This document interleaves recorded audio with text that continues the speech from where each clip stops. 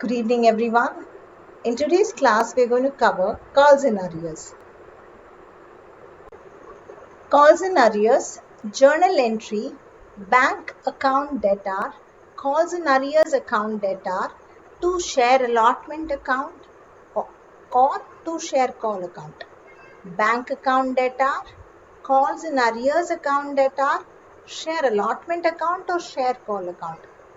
Now, arrears can be can happen either at the stage of allotment or at the stage of call. Now, what is arrears? A particular shareholder failed to pay the allotment money or failed to pay the first call money. So this is what we call calls in arrears. So calls in arrears. So we as a company or company will come to know about the arrears only when they pass the receipt entry. So as you know, in allotment stage, there is a due entry followed calls in arrears, bank account data, calls in arrears to share allotment to share call. Um, as I was telling you that a particular shareholder will be failed to pay allotment money or the call money. So arrears will come at that installment. Usually allotment will have two entries normally. The first one is the due entry. The second one is a receipt entry. The arrears will we as a company will come to know about the arrears only when they pass the receipt entry. The due entry is just saying that this much money we are supposed to get at the stage of allotment. So when the receipt entry we pass, that is where the arrears is recorded. Now, what is the nature of arrears account? Arrears is an assert account. So therefore, it has debit balance. So when arrears increases, we debit it. When arrears decreases, we credit it. All right. So journal entry, bank account data, calls in arrears account data, to share allotment if the arrears is at the stage of allotment. If the arrears is at the stage of call, then bank account data, calls in arrears account data, to share call.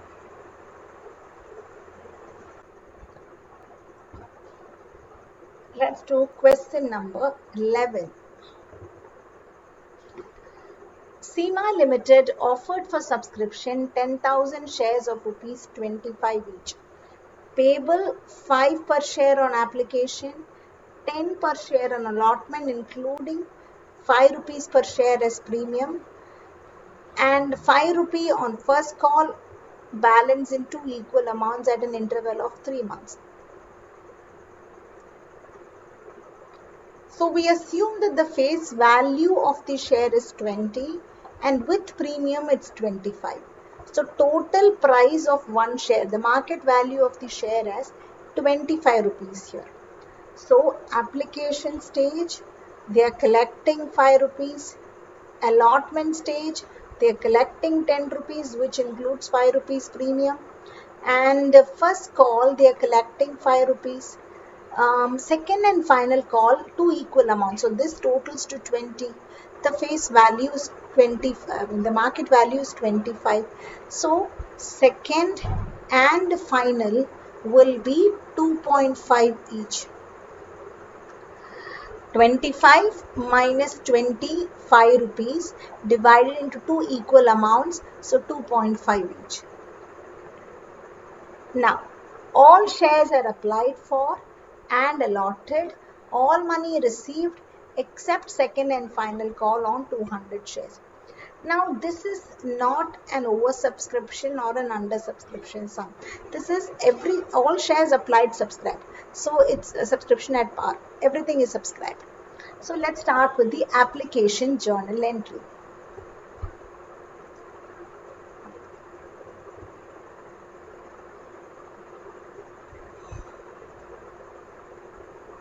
Application stage.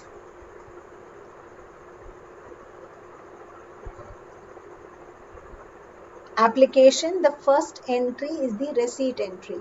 So bank account data, to share application, account, number of shares 10,000, application money 5 rupees per share. So 10,000 into 5. So 50,000 debit and 50,000 credit. Share application to share capital is our transfer entry. So share application account debtor to share capital account. I'm not writing the narration, but you have to write it. Share capital account. The transferring this amount to share capital account, 50,000. So application stage is over. Next we are getting into allotment stage. Allotment is at premium here. So when you pass the due entry, you have to pass it for premium. So share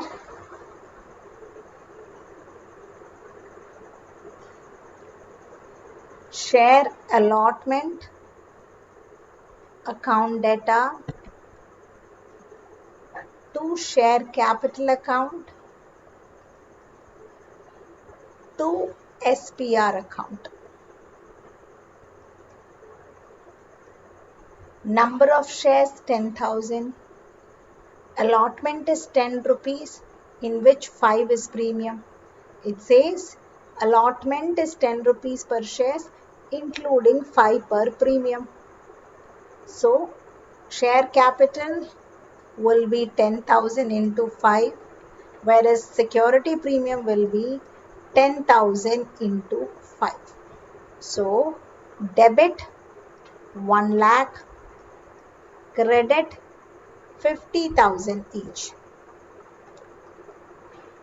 So we are supposed to receive 1 lakh at the stage of allotment, out of which 50,000 will go to share capital account, 50,000 will go to SPR account. So this is the due entry at the stage of allotment. Now the receipt entry, which is bank account debtor to share allotment. To share allotment account. And as we already read the question, the arrears is at the I think all shares applied and allotted, all money received except on second and final call. So till first call everything is duly received. Okay, so there is no calls in arrears at the stage of allotment or at the stage of first call. Arrears comes only in second call and final call. So due entry is finished. Now receipt entry. 10,000 shares, 10 rupees each, 1 lakh received at the stage of allotment. Allotment stage is over. Next one, first call. First call stage. Due entry again. Share first call account debtor to share capital, which is the due entry. 10,000 shares, 5 rupees first call. So that's 50,000, 50,000. This is due entry at first call. Next, bank entry of first call, which is receipt entry. Bank account debtor to share first call. Nothing is pending, so we received entire 50,000. So first call is over. Next is second call. We have to be a little careful here because there is arrears. So let's pass the due entry. Share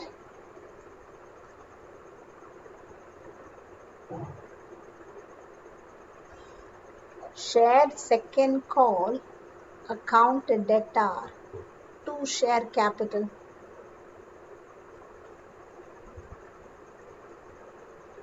Account 10,000 shares, 2 rupee 50 paise is the second call installment value. So that means we'll receive 25,000. So this is the due entry. due entry. Now let's pass the receipt entry. Now receipt entry means what we received. We received everything, but we didn't receive second call money on 200 shares. So there's calls in arrears here. Bank account debtor, calls in arrears account debtor to share second call. How much are we supposed to get? 10,000 into 2 rupee 50 paise. So that means we are supposed to receive 25,000. But one particular shareholder holding 200 shares failed to pay the first call money. So 200 second call money. So that is 200 into 2 rupee 50 paise, which works out to 500 rupees. So 500 rupees is arrears. So what we received is then 24,500. That is 9,800 into 2 rupee 50 paise. 9,800 into 2 rupee 50 paise, which is 24,500. You can get this figure by subtracting 500 from 25,000, or just analyze it. For 10,000 shares, we are supposed to receive the second call money of 2 rupee 50 paise, in which one shareholder holding 200 shares failed to pay. So that means we received for the remaining 9,800 shareholders. So this is receipt. So this is second call entry. Now final call.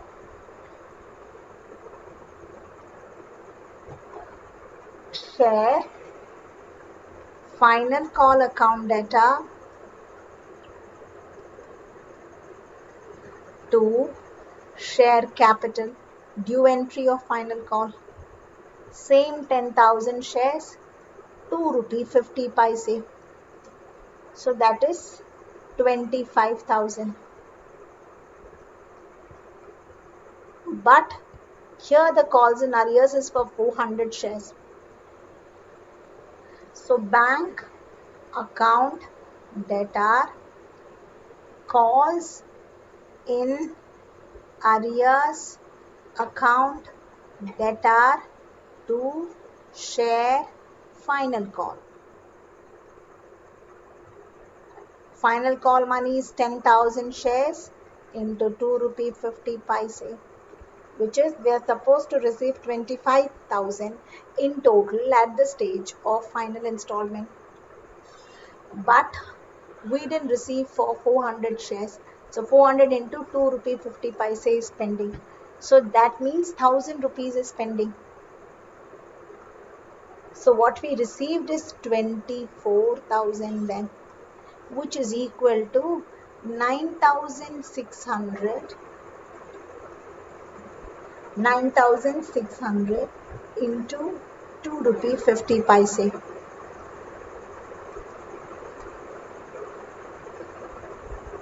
It will be 24,000. So this is how we pass the calls in arrears term.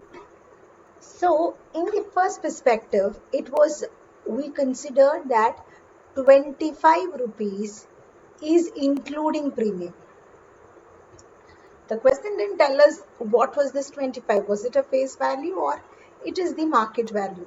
So in the first option, we assumed 25 is the market value. So in the first option, we considered 25 as the market value. So face value was 20.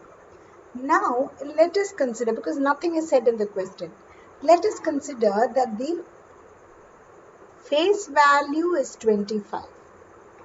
So premium 5 rupees is included. So that means market value becomes 30 rupees. Market value becomes 30 rupees. Now the breakup will be little different from the previous way. Application 5 rupees, allotment 10 rupees, in which 5 goes to premium. First call 5 rupees. So this adds up to 20. 30 minus 20 is 20. So second and final will be 5 each. Earlier it was 2.5 and 2.5 each because we took 25 rupees as the market value. So face value was 20. So 25, and then we added application, allotment and first call. We found out the remaining amount. We divided that by 2. Here we assume that the face value is 25. So market value becomes 30. So when you add application, allotment and first call money, it comes to 20 rupees.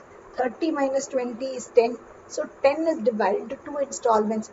5 rupee on second call and 5 rupee on final call. So this is how he has dealt it. And that is why he is getting a balance of 2,97,000 in the cash book.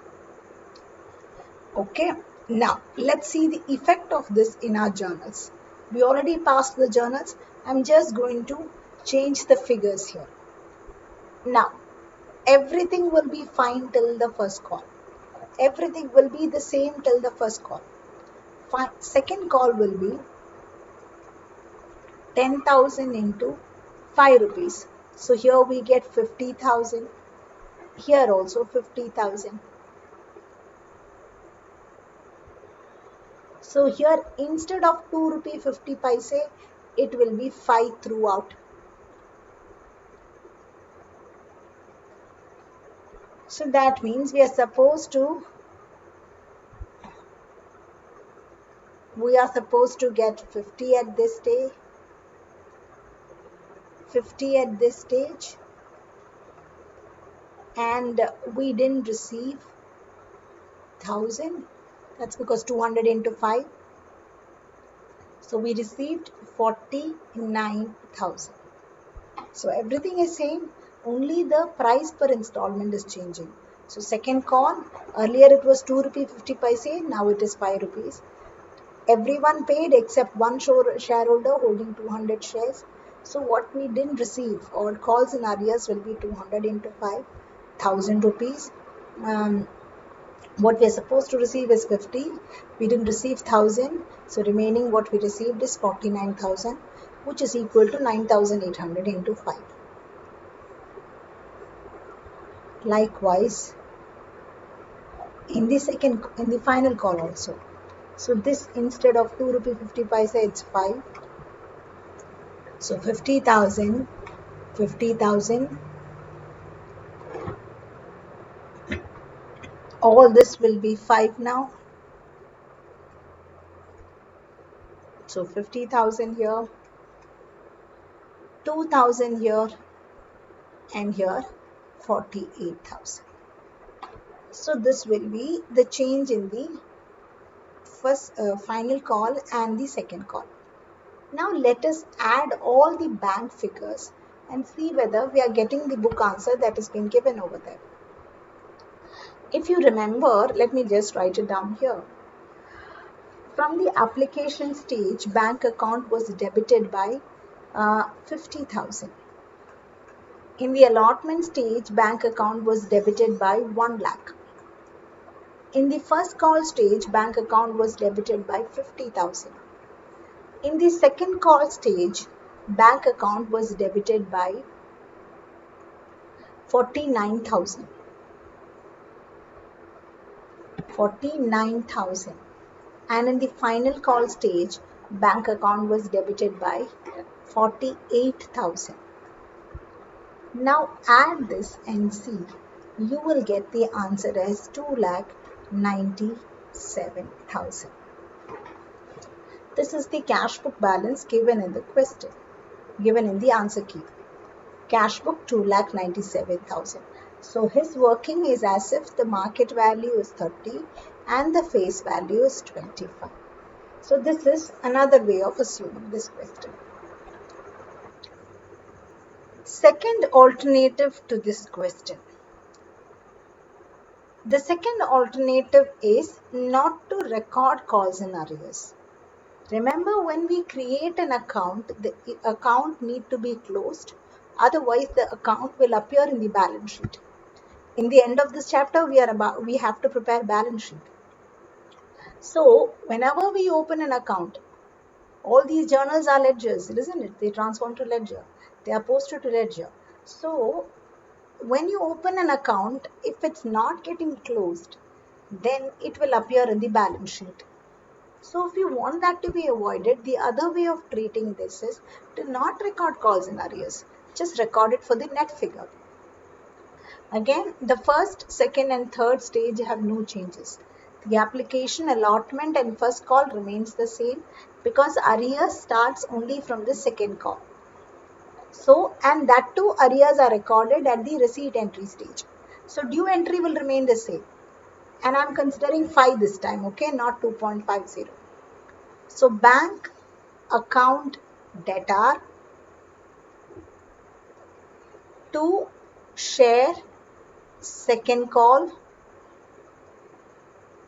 account directly for the net amount.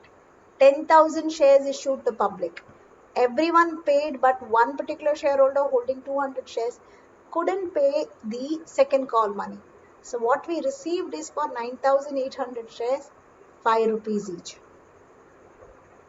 9,800 into 5 rupees. Multiply and write the figure, which is 9,000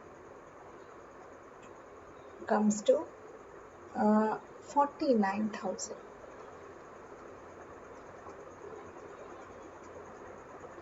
And then this way, second call entry is over. We pass the due entry, which is the same. When you pass the receipt entry, you don't record calls in arrears. Instead, you do it for the number of shares what we received. Similarly, for the final call, bank account debtor to share final call account. This stage 400, we didn't receive money for 400 shares. So what we received is for 9,600 shares into 5 rupees. So 9,600 into 5 is 48,000. This way, there won't be an account called calls in arrears in the balance sheet. So this is another way of dealing this. But I would suggest the first way is better. Record calls in arrears, then you know the effect of that when it comes to forfeit. So if you find my video useful and interesting, kindly share it with your friends and leave your valuable feedbacks.